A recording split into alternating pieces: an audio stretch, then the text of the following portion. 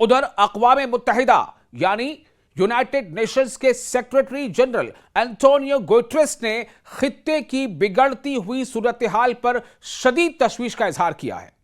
सलामती काउंसिल के इजलास से यानी यूएनएससी के इजलास से खिताब करते हुए एंटोनियो गुटेरेस ने खबरदार किया कि मिडिल ईस्ट एक ऐसे मोड़ पर पहुंच रहा है जिसके नताइज नाकाबिले तसव्वुर हो सकते हैं।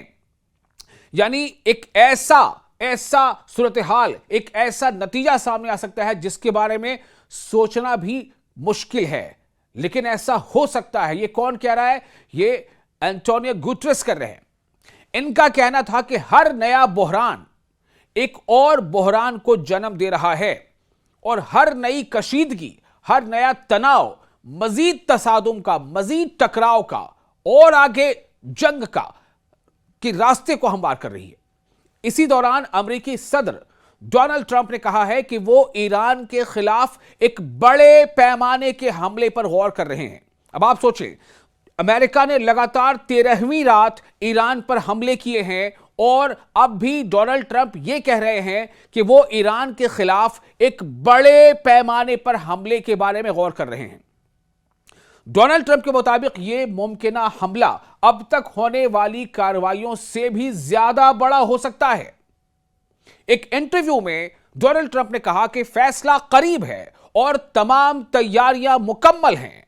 इसीलिए कई कमेंटेटर्स ये सवाल पूछ रहे थे कि क्या जब अमेरिका ईरान के साथ डायलॉग के लिए, बातचीत के लिए, कभी पाकिस्तान, कभी जिनेवा, कभी कतर, तो क्या इस दौरान अमेरिका जो है डबल स्टैंडर्ड खेलते हुए क्या अमेरिका जंग की तैयारी कर रहा था?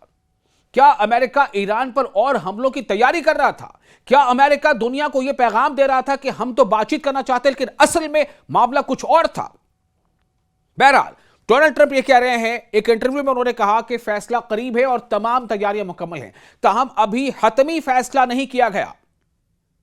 डोनाल्ड ट्रंप ने यह भी दावा किया कि अगर अमेरिका चाहे तो इसराइल फौरी तौर पर इस कार्रवाई में शामिल हो सकता है।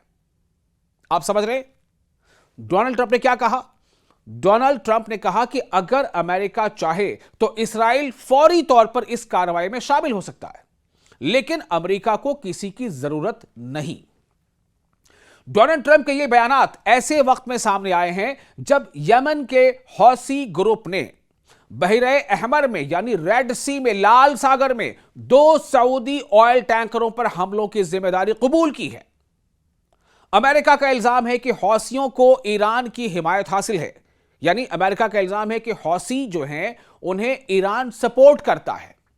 हौसी जो लफ्ज है, इसी को कई जगहों पर हूती भी कहा जाता है। हूतियों को ईरान की हिमायत हासिल है, सपोर्ट हासिल है। अमेरिकी सदर ने खबरदार किया है कि अगर ऐसे हमले दोबारा हुए तो अमेरिका ईरान को भी जिम्मेदार समझेगा और ईरान और हौसियों दोनों को सख्त फौजी रद्द-ए-अमल का सामना करना पड़ सकता है।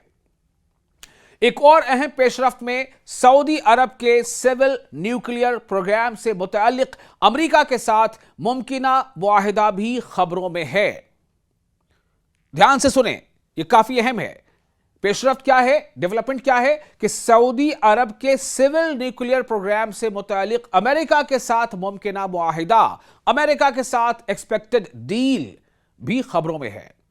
जी हां, वही अमेरिका जो ईरान के सिविल न्यूक्लियर प्रोग्राम को लेकर हाय तौबा मचाता रहता है, जो ईरान के सिविल न्यूक्लियर प्रोग्राम पर ईरान को धमकियां देता रहता है, यहां तक कि ईरान पर हमले भी कर रहा है, वही अमेरिका सऊदी अरब के साथ मुमकिना सिविल न्यूक्लियर मुआहिदा करने की तैयारी में है।